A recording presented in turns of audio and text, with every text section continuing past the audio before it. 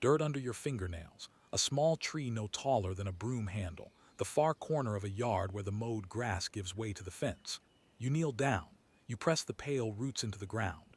You firm the soil with the flat of your hand twice, the way your grandmother did it. And then you do the strangest thing a person can do with something they care about. You stand up. You brush your palms against your jeans, and you walk away. That walk back to the house is the whole story. Watch it.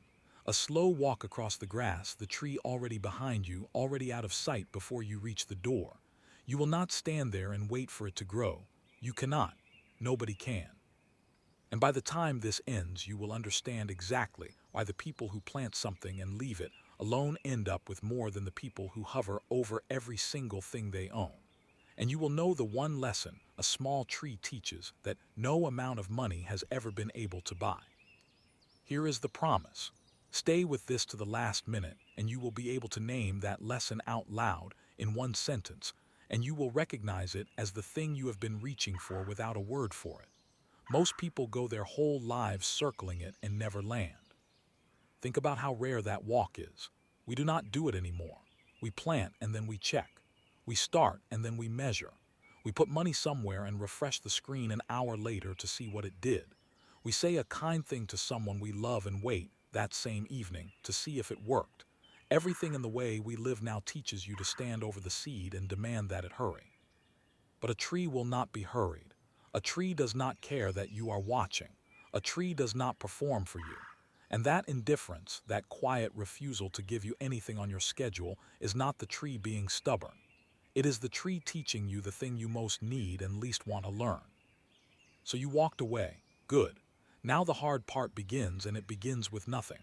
For a long time after you plant, the corner of that yard will look exactly the same as it did the day before you planted. No shade, no fruit, no sign. Just a thin stick in the dirt and a patch of loose soil going quiet in the evening light. And this is where almost everyone fails. Not at the planting. The planting is easy, the planting feels good, the planting is the part they put in the photographs. People fail at the walk away. They cannot bear the corner staying empty, so they dig the stick back up to check the roots, which kills it, or they lose interest and let the grass take it back. Or they decide 3 weeks in that nothing is happening here and they were foolish to try, and they go looking for a faster corner somewhere else. You are going to do the opposite. You are going to let the corner stay empty. You are going to trust a thing you cannot see, doing work you will never watch it do. And somewhere in the middle of that trusting, without any announcement, the lesson arrives. There is a person you will meet later in this, a man who did the exact reverse of the walk away, who watched a thing every single day of his life. And what happened to him will tell you more about money and time than any advisor ever could. Hold on to him. He is coming. For now, stay in the corner of the yard. The stick is in the ground. The soil is going dark. You are already back at the door with your hand on the latch, and behind you, in a place you will not look at again for months, something has already begun that you did not do and cannot stop. What was already happening under that soil, on the very first night, while you slept and forgot the tree was even there, is the part nobody ever tells you. Underground, on that first night in total darkness, the tree began the only work that ever really mattered, and it began it in the exact place you would never think to look. Not up, down. The very first thing a planted tree does is reach down, blind, into soil it has never met, searching for water and hold, and it does this while the part of it you can see does absolutely nothing at all. This is the fact that changes everything if you let it sink in. For weeks, sometimes months, a tree pours almost all of its energy into roots you will never see, and almost none into the trunk and leaves you keep checking. The show is happening in the one theater with no seats for you, and the tree does not consider this a problem. The tree is not hiding from you. The tree simply knows, in the wordless way growing things know, that a wide reward above ground is impossible without a deep foundation below it, and that the foundation has to come first, in the dark, unwitnessed, or the whole thing topples in the first real wind. Sit with what that means for the empty corner. When you look at the bare patch of soil and feel that sink of disappointment, that nothing is happening, you are looking at a lie your eyes are telling you. Everything is happening. It is simply happening in the only place your eyes cannot reach.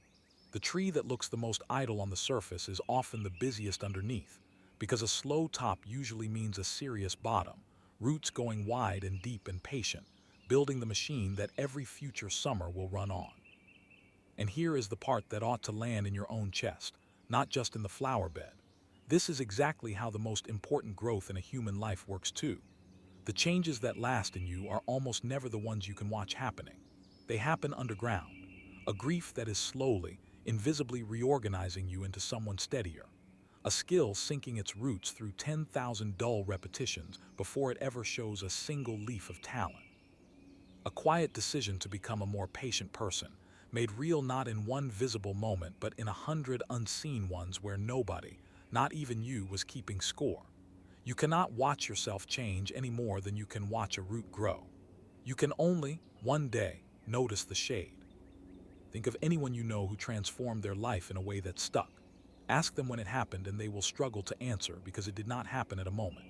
It happened in a season of roots, a long stretch where from the outside they looked exactly the same, going to the same job, walking the same street, while underneath, out of everyone's sight including their own, the whole structure of who they were being built quietly downward. The visible change, when it finally came fast and looked like a miracle. It was not a miracle, it was roots finally reaching the surface. So the empty corner is not your enemy. The empty corner is the most honest picture there is of how anything worthwhile actually gets made. First the long invisible reaching down, then, much later all at once, the rising up. And the reason so few people ever get to the rising up is that they cannot survive the reaching down. They need the leaf now. They need proof that the root is working, and the root, doing its job perfectly, offers them nothing to see. I want you to remember this the next time you are tempted to judge a stretch of your life as wasted, because it produced nothing you could photograph. The wasted-looking years are frequently the root years, and root years feel like nothing precisely because they are the years doing the most. You do not get to skip them. Nobody does. The tree that tries to grow tall before it grows deep is the tree that falls, and the life built the same way falls the same way. Which is exactly why the instinct to check, to lean in, to demand a sign from the surface, is so quietly destructive. It is not a small harmless habit. It is a force that pulls you toward pulling things up. And to understand how deep that instinct runs in all of us now, you have to see where it came from, because your grandparents did not have it, and its arrival changed everything about how we treat the things we plant. Notice what your hand does when you are worried about something. It reaches for the phone. It refreshes the page. It checks. Somewhere in the last 30 years, we were all quietly trained, without a single lesson, to believe that watching a thing is the same as caring for it, and that caring for it means seeing it change while we look. This is new. Your grandparents did not live this way, and not because they were wiser than you. They simply could not. There was no screen to refresh. When they put potatoes in the ground in spring, there was no way to check the potatoes. The potatoes were gone, swallowed by the earth, and the only honest thing to do with them was to forget them and go do something else until the leaves came up on their own.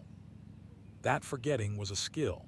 We lost it, and we did not notice it leaving. Think of the last time you planted anything at all, even a supermarket herb in a pot on the sill. Count the number of times you looked at it that first week. You leaned in. You touched the soil. You turned the pot toward the light and then worried you had turned it the wrong way. You wanted a sign. And the plant, doing exactly what a plant should do, gave you nothing, because nothing visible was the correct answer. Here is a number that ought to bother you. A seed can spend 2 full weeks doing the most important work of its entire life while showing you a bare patch of dirt. Roots first always. The plant builds down before it builds up. Every hour you spend staring at the surface waiting for a green shoot, it is somewhere below in the dark, doing the one thing that will decide whether it lives, and it is doing it precisely where you cannot see and cannot help. So what is all that watching for? Be honest. It is not for the plant. The plant does not benefit from your attention. The watching is for you. It soothes the part of you that cannot stand not knowing. And that part of you, the part that needs to see the result to believe the effort was real, is the most expensive habit you own. It has cost you more than money ever will. Because that same habit follows you everywhere. It is the reason people sell the thing that was about to turn. It is the reason they quit the study, the practice, the slow repair of a marriage, 3 weeks before the change that was already on its way. They mistook the empty corner for a dead corner. They could not tell the difference between nothing happening and everything happening out of sight. A tree cannot be fooled by this and cannot fool you into it if you let it teach you. Stand a person in front of a young tree every day for a month, and the tree will do something to them that no book can. It will refuse them. Politely, completely, day after day, it will give them no reward for looking. And the ones who stay, the ones who keep watering the empty corner anyway, come out the other side changed in a way they struggle to describe. You know the type of person I mean, calm in a way that seems almost unfair, unbothered by the wait for things the rest of us are frantic about. You assumed they were born that way. They were not. Something taught them slowly that the watching was optional and the trusting was the whole game. The man I promised you learned the opposite lesson, and learned it hard. He watched. He watched with a discipline most of us could never manage, every day, for years, and he was certain that his watching was the reason for everything good in his life. Before you meet him, you need to see what happens to a person, and to a tree, in the one season when watching would have destroyed them both. The year nothing happened. Picture the same corner 1 year on. You have not touched it much, and it looks, if you are honest, like a failure. The little tree is barely taller than the day you planted it. A few thin leaves came, went brown at the edges in August, and dropped. There is a summer where it seems to sit there, sulking, giving back nothing for all the hope you buried with it. This is the year that separates people, and almost nobody talks about it because it does not make a good story and it does not photograph well. There is no before and after here. There is just after and after and after, all looking the same. You will be tempted in this year to do something, to dig it up and look, to move it somewhere sunnier, to decide the whole idea was sentimental and foolish and you are not a person who can grow things. The temptation to act will feel like wisdom. It will feel like taking responsibility. It is neither. It is just the old habit, the watching dressed up as care. I knew a woman who planted a fig at the side of her house the spring her husband died. First year, nothing. Second year, a few leaves and no more. She told me that second autumn that she was going to take it out. It reminded her of a hope she no longer trusted, and it was clearly never going to amount to anything. She stood over it with a spade one gray afternoon and could not do it, not out of belief, out of tiredness. She left it because pulling it up felt like more effort than ignoring it. That fig now covers half the wall of her house. In late summer, the branches hang so heavy she gives fruit away to the whole street. She keeps a bowl of it by the door for anyone who passes. And she says, every time she tells it, that the tree she almost killed on a gray afternoon out of grief and doubt is the thing that walked her out of the worst year of her life, one slow season at a time. Here is what she did not know, standing there with the spade. The fig was not doing nothing. It was doing everything. It was pushing roots out under the path, past the foundations, finding water she could not see it find. Above ground it looked like surrender. Below ground it was laying the entire structure of every summer that came after. The year that looked most like failure was the year the tree did its most important work. This is the paradox you have to hold, and it is a hard one. The slowest looking year is often the load-bearing one. The season where you get no reward is frequently the season that makes every future reward possible. And you cannot tell from the surface, from the empty corner, which is which. You can only decide whether you are the kind of person who pulls things up in the gray afternoons, or the kind who is simply too tired, too trusting, or too stubborn to give up on a thing that has not yet given you a single reason to hope. Ask yourself a question and answer it truthfully. How many good things in your life did you dig up in year 2? Not because they failed, because you could not stand the weight and pulling them up felt like doing something, and doing something felt better than trusting. The woman with the fig kept hers by accident. You get to keep yours on purpose, now that you know what year 2 really is. The man I keep promising you never had a year 2 with anything. He could not tolerate one. He needed to see the number move every single day, and so he built his entire life around a thing that would show him, and only chose things that would. What that did to him is the clearest warning I know. Let me finally take you to him. There was a man who counted his money every morning. I mean this almost literally. Before coffee, before he spoke to anyone, he checked. He knew to the dollar what he was worth at the start of each day, and he knew whether it had gone up or down while he slept, and that number set the weather inside him for the next 12 hours.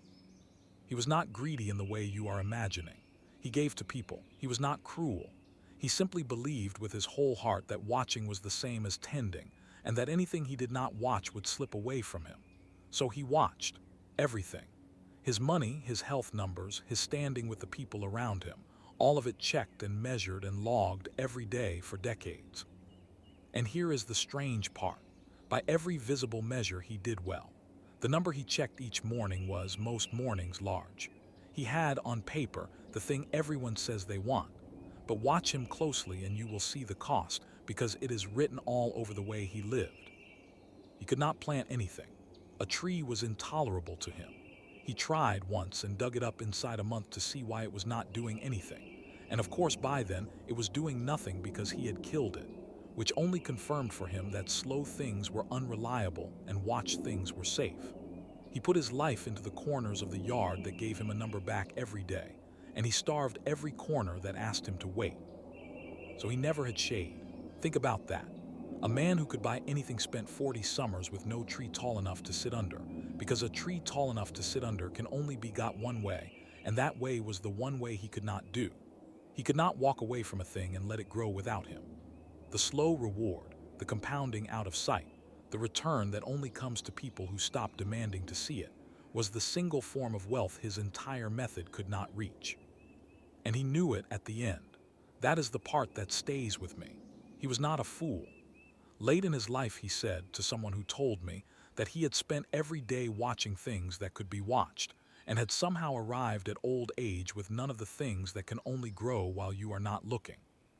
His grandchildren felt more like accounts than people, because he had watched them the way he watched everything, for signs, for returns, for proof, instead of planting kindness in them and walking away and trusting it to come up in 20 years in a form he would never get to audit. He had confused the thing you can measure with the thing that matters, and by the time he saw the difference, the seasons for planting were behind him. Now hold him next to the woman with the fig. She did almost nothing right. She planted in grief, neglected it, nearly killed it, kept it by accident. He did almost everything with discipline, attention, and control. And she ended with a wall of fruit and a bowl by the door for the whole street, and he ended with a large number and no shade. The difference between them is not effort. He worked harder.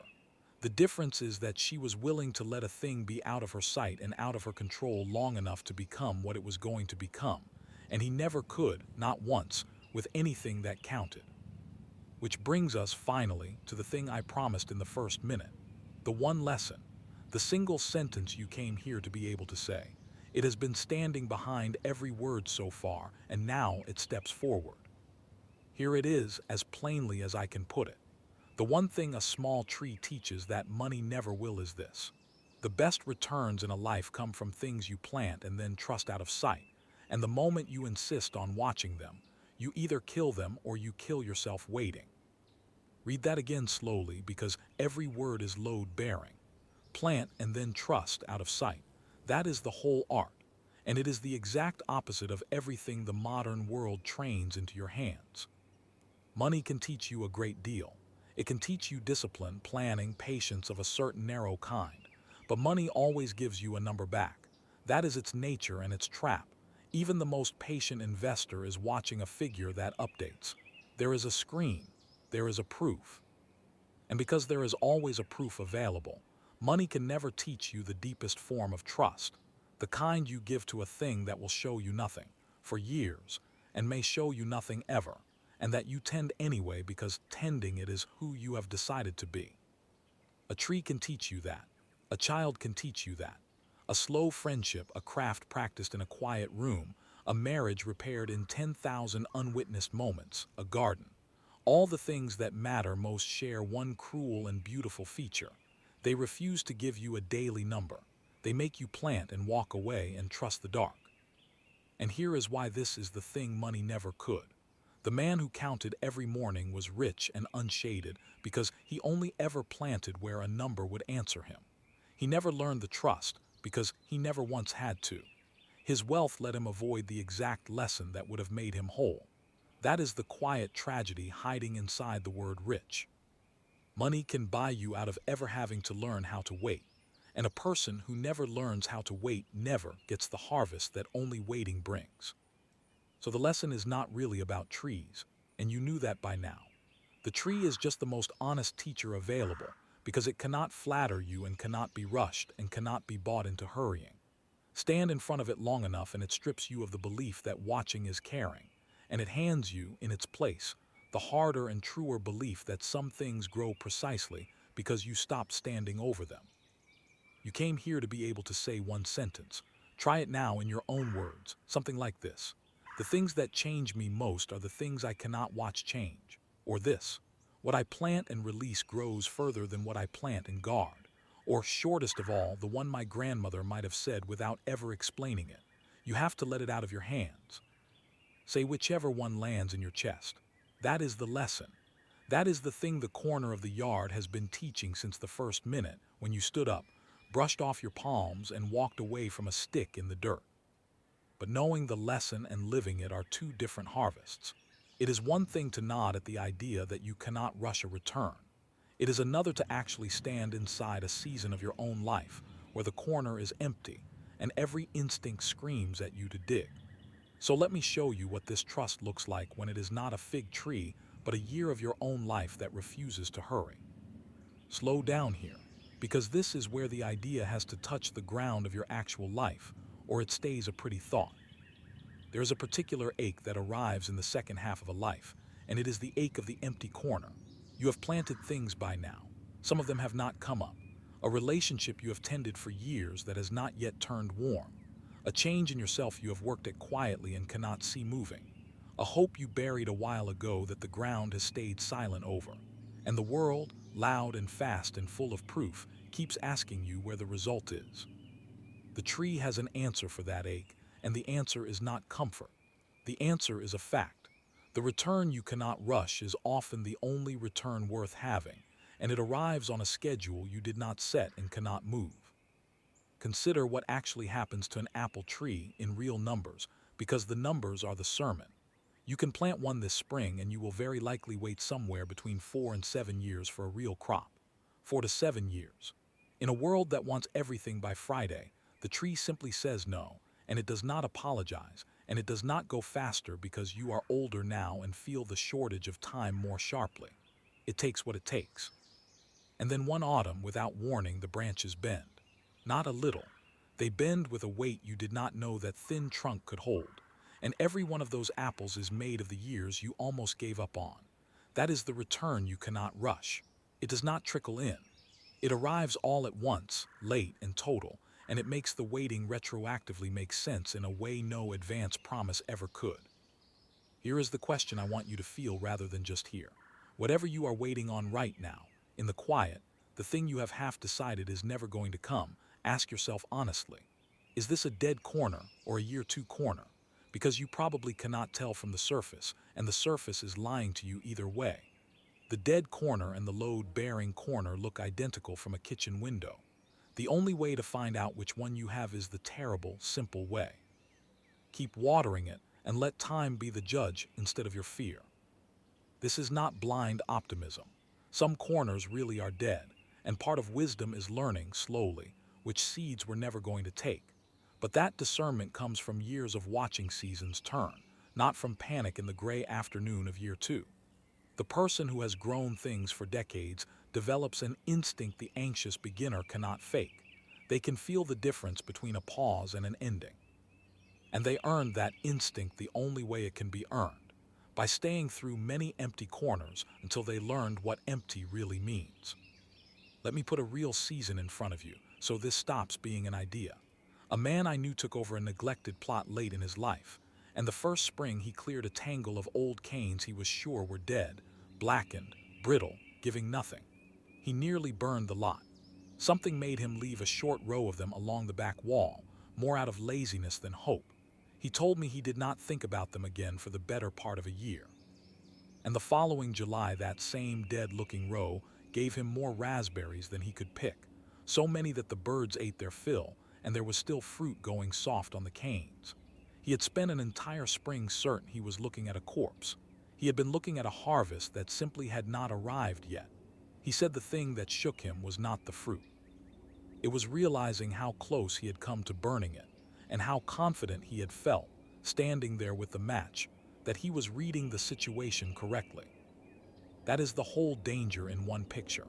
We are never more sure than in the gray afternoon of year two, and we are never more wrong. The surface hands us a verdict. The verdict feels like clear-sighted realism, and the realism is a trick of the light. The only cure is time, and time cannot be hurried, which is exactly the thing we refuse to accept. You are allowed to want the harvest. The wanting is not the problem. The problem is only ever the demand that it come now on your terms where you can see it. Drop the demand and keep the wanting, and you have arrived at something close to peace. That is what the calm people know. They still want the fruit. They have simply made friends with the weight. And there is one more thing the weight gives you, quietly, that almost nobody notices until it is far too late to plant. Some of the trees you put in are not for you at all. There is an old line, worn smooth by 100 retellings, about a society growing great when people plant trees whose shade they know they will never sit in. It sounds like a greeting card until the day it happens to you, until you are standing in a yard that someone else planted, in shade that someone else will never feel, and it stops you cold. Because you have sat in that shade. Everyone has. Somewhere in your life there is a tree, real or otherwise, that a person put in the ground for a stranger they would never meet, and that stranger turned out to be you. A grandparent who planted an orchard they were too old to harvest. A person who built something, taught something, saved something, repaired something, knowing full well the payoff would land after they were gone, in the hands of people whose faces they would never see. You are living in their shade right now, in ways you will never be able to fully count. This is the part of the lesson the man who counted every morning could not reach, and it is the part that hurts the most in the reaching. He needed to see the return, but the deepest planting a person ever does is the kind whose return arrives after the planter is out of the yard for good. You cannot watch that one. You cannot audit it. You will never get the number. You plant it purely on trust that the future will be kind to what you left in the ground, and you walk away for the last time. And that final walk across the grass is the truest version of the one you took in the very first minute. Think of what this does to how you spend a Tuesday. If some of what you plant is for people you will never meet, then the empty corner stops being an insult. It becomes an act of faith in a world you will not be here to see. The kindness you put into a grandchild that will only surface in the adult they become in 40 years. The quiet example you set for someone watching you more closely than you know. The tree, the actual tree, that will shade a family who never learns your name. I knew an old man who planted walnut trees in his 80s. Walnuts. If you know anything about walnuts, you know the joke buried in that. A walnut can take longer to give a real crop than most people have left at 80. Someone asked him, not unkindly, why on earth he was planting walnuts. He said he had eaten walnuts his whole life from trees that men in the ground long before him had planted, and it seemed only decent to keep the line going. He would never taste one from these. That was, to him, entirely beside the point. That is a person who learned the one thing all the way down. Not just that you cannot rush a return, but that the finest returns of all are the ones you deliberately arrange never to collect. Money cannot teach you that, because money is, at its root, a promise to pay you back. The walnut trees were a promise to pay someone else back, someone he would never meet, and he made it gladly, on his knees in his 80s in the dirt. Which raises the hardest question in all of this, the one that turns the whole idea back on your own choices. If planting and waiting is the way, then what does it cost you? Every time you refuse to wait and pull the thing up and start again somewhere else. Here is the shift. Everything so far has been about staying. Now look at its shadow, because you learn the value of the walk away most sharply by watching what happens to the people who never take it. Some people uproot everything always, not out of malice, out of the same watching hunger we started with. The corner goes empty, the reward does not come on time, and rather than trust the dark, they pull it up and try a fresh corner, certain that this time the soil will be better and the return will be faster. And for a while it looks like motion. It looks like progress. It looks from the outside like a person taking charge of their life. But watch them over decades and a pattern surfaces that is almost unbearable to see. They arrive at the second half of life with a yard full of holes, places where something was planted and pulled, over and over, and nothing was ever allowed to reach the age where it gives shade. Careers half grown and abandoned at the first slow season. Friendships dug up the moment they required patience. Homes left just before they became home. Every corner started, no corner finished, and not one tree tall enough to sit under. The cost of always uprooting is not the failure of any single thing. It is that nothing is ever allowed to compound. And compounding, the quiet multiplying of value over time that only happens to things left in place, is where almost all the real richness of a life actually comes from. The friendship that has survived 30 years is not 30 times a one-year friendship. It is something else entirely, a thing that could not exist any other way, that no amount of intensity can shortcut, that can only be grown by two people refusing to pull each other up in the hard seasons. You cannot buy a 30-year friendship. You cannot buy a mature tree, not really, not the way you can plant a young one and let it become old with you. You cannot buy the trust of a grandchild who has watched you keep every small promise for their entire life. These are the highest goods there are, and every single one of them is closed forever to the person who cannot stop uprooting. And notice the cruel arithmetic of it. Each time you uproot, you do not just lose the years you already put in. You reset the clock to zero, and you do it at an age when you have fewer years left to spend. The person who abandons a corner at 50 and starts fresh somewhere else is not in the same position as the person who did it at 25. The soil is the same, but the years remaining are not. This is why the pattern gets more punishing, not less, as a life goes on. The habit that merely cost a young person some time costs an older person the very thing they cannot make more of. And still the pull to pull up is strongest exactly when the corner has gone quiet and the reward feels furthest away, which is to say, exactly in the year that was about to turn. There is a particular sadness in meeting someone in their 70s who has done this their whole life. They are often charming, full of beginnings, quick to describe the next thing they are about to start. But there is no shade around them. Nothing has been allowed to grow old at their side. And underneath the charm, there is a tiredness that comes from having dug the same hole 100 times in 100 places and never once stayed long enough to sit beneath what came up. So here is the number that ought to reframe everything. Look at the age you are now. Anything you plant today and leave in the ground has exactly the rest of your life to compound, not less. That is the largest window you will ever again be offered, because the window only shrinks from here. The worst day to have pulled up your trees was every day you did it in the past. The best day to plant one and finally, truly walk away is the plain, ordinary today you are standing in. And notice what has quietly happened over the course of this. We started with a stick in the dirt and we have arrived at friendships, grandchildren, legacy, and the whole shape of a life. That is because the tree was never really the subject. The tree was the teacher.